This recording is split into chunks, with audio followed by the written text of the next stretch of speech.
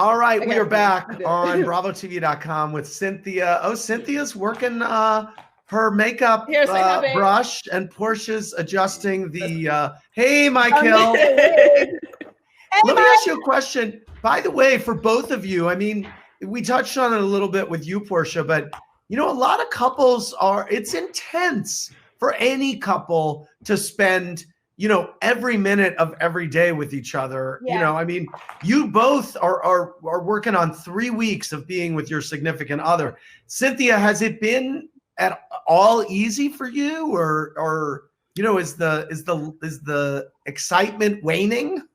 Well, you know what? It is a test. You know, we still plan on getting married later this year. And I will say that we have truly been tested. I mean, I'm a big fan of quality time when I'm with Mike because we're bi-coastal, but this is some different kind of quality time. This is like breakfast, lunch, dinner, morning, noon, night.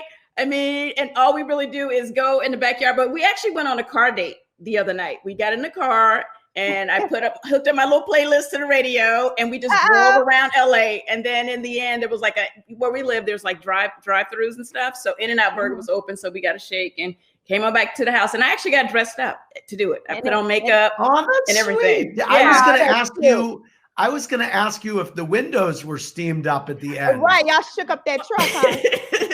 Well, there was actually nowhere to park. Like it was like everything is like really. I mean, we didn't want to get arrested for like, you know, parking. Doing our thing. Yeah, we pretty much survive off of quickies. Like, Cynthia, Kingston 7707 wants to know how you feel about Kenya giving her 2 cents on cheating and lies with Mike, while she knew that Mark was still talking to old flings who wanted to sleep with him. Well, I mean, I guess that's why she was able to speak on it. You know what I mean? It's that's like, you know, she was going through some of the same things. You know, I didn't really know. I knew that they were having some issues, but honestly, as the season went on and as we talked more and more, that's when I really, really, you know, knew, you know, more about the situation. But, you know, obviously she could relate and was able to speak on it. Porsha, the grief lady, wants to know if you've gotten a full explanation or apology from Phaedra and when the last you heard from her is. I've gotten an apology. I got an apology at reunion, and then shortly after that, we chatted for a bit. I got an apology, but we haven't had a full conversation about the situation. I think just over time, we've let it go. You know, we still chat here and there, just how you doing, how the kids, or how's PJ.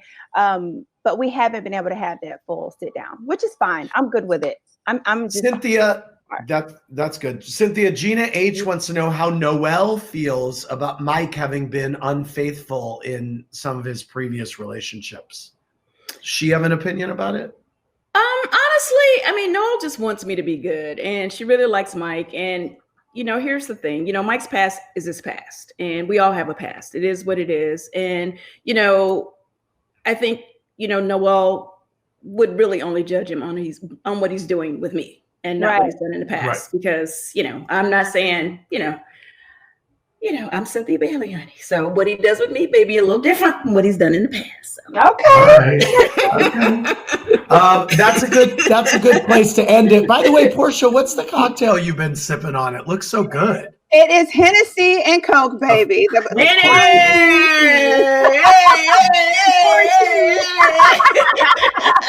I love it.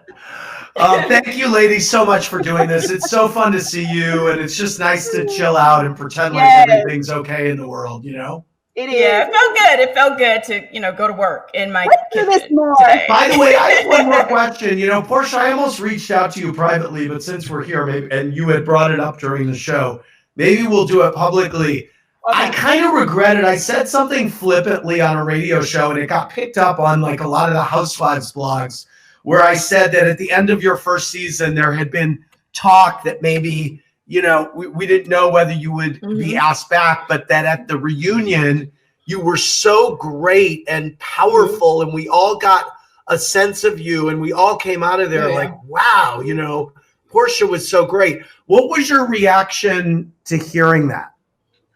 My reaction to hearing that was pretty much that my heart was shown. You know, I really didn't come into that reunion with agenda. I was very broken in that reunion. Like my husband, remember you guys had asked could he be there, and when he told me no, I felt like, oh, I'm on the Housewives of Atlanta. He won't come and support me. It's over. So I really was just showing my heart. And so when you said that, and you said how it touched you and how you made sure that all of it got on the show, it just solidified what I do now. And what I do now have evolved. It's just me.